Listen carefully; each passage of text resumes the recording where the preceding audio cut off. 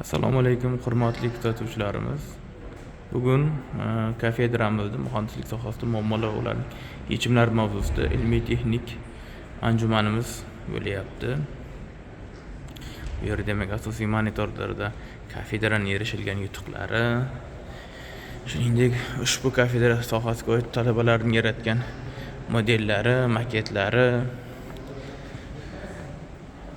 asosiy ko'rgazma qurollari, suv ta'minoti va kanalizatsiyaga oid, issiqlik ta'minotiga oid laboratoriya uskunalari,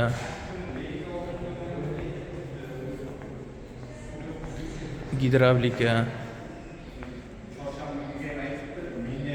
suyuqlik va gaz mexanikasiga oid laboratoriya qurilmalari o'rin olgan. Shuningdek, bu yerda mana bizning talabalarimiz yaratgan Termiz shahrining bosh rejasi ham ko'rsatib berilgan. Shuningdek, biz bilan birga yo'l muhandisligi kafedrasi ham ushbu anjumanga jalb qilingan. Ushbu kafedrani ham yo'l qurilishi, ko'prik sozlikka oid ishlar bilan tanishishlaringiz mumkin. Mana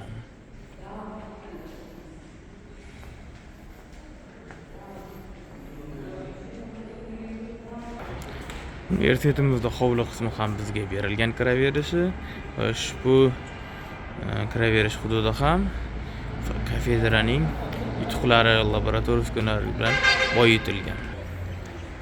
Davom etamiz, hurmatli kuzatuvchilar.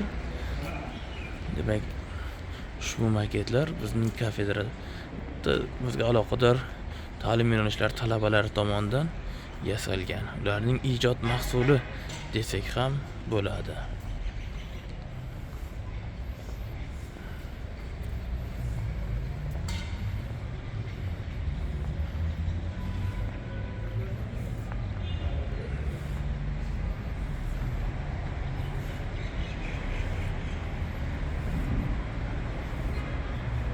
Asosan arxitektura yo'nalish talabalarining chizma-grafik ishlari.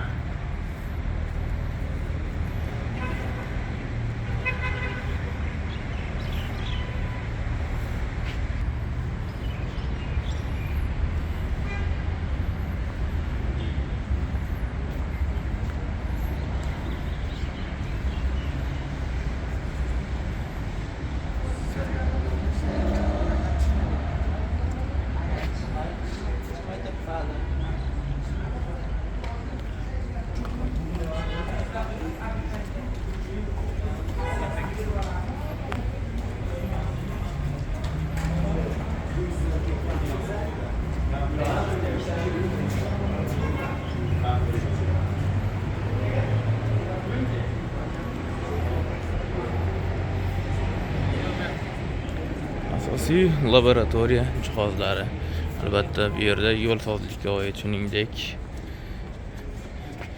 temir beton konstruksiya yoki yengil beton ishlab chiqarish bo'yicha ishlanma ham mavjud. Kafedramiz ustozlari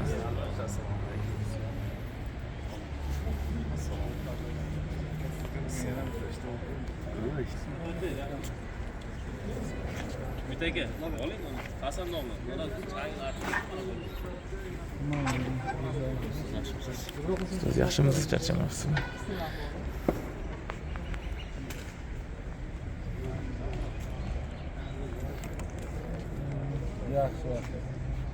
Suv laboratoriyasiga oid qurilmalar,